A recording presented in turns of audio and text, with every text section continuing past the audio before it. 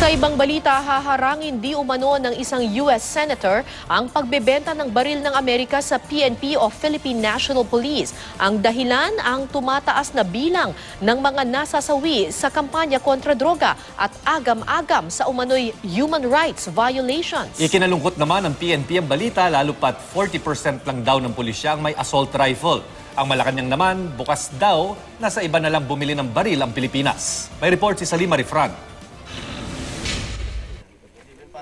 Ang pagtaas daw ng bilang ng mga namamatay bunga ng mga anti-drug operations at ang mga agam-agam sa umano'y mga human rights violations ang dahilan kung bakit posibleng hindi matuloy ang pagbebenta ng Amerika na mahigit 27,000 assault rifles sa Philippine National Police o PNP.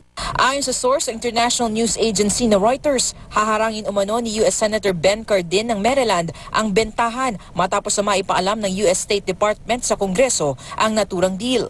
Ang Democrat na si Cardin ay miyembro ng US Senate Foreign Relations Committee. Dati na niyang binatikos ang banta noon ni Pangulong Rodrigo Duterte na putulin na ang joint military exercises ng Amerika at Pilipinas, pati ang estilo ni Duterte sa kampanya kontra droga na nagresulta umano sa human rights violations.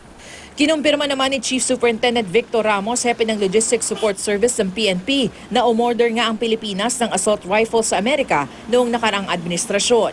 Inaasahang darating ang mga baril sa susunod na taon. Ayon kay Ramos, malaking setback sa PNP kundi matutuloy ang bentahan, lalo't nasa 40% lang na mahigit 160,000 na pulis sa bansa ang may assault rifle. Bukod kay Cardin, binatikos na rin ang administrasyong Duterte ng isa pang US Senator, si Senator Patrick Leahy ng Vermont. Sabay pa nga sila ni Cardin na nagsimula ng pag-uusap sa Senado noong Setyembre tungkol sa binibigay na assistance ng Amerika sa Pilipinas sa gitna ng madugong kampanya kontra droga ng gobyernong Duterte.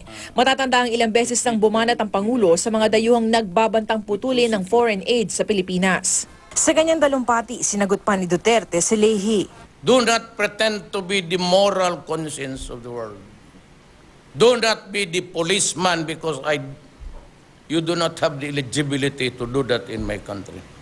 Para kay Senator Laila de Lima, simula pa lang daw ito na mga aanihin ng bansa mula sa mga desisyon ng Administrasyong Duterte laban sa Amerika.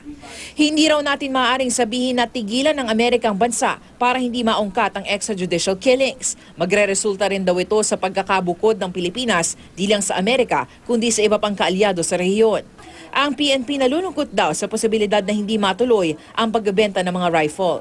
Si Senator Panfilo Lacson sinabing walang mawawala sa Pilipinas kundi ituloy ng Amerika ang pagbebenta ng mga baril. Marami naman daw bansa na gumagawa ng mas maganda at baka mas mura pang assault rifles kesa sa Amerika.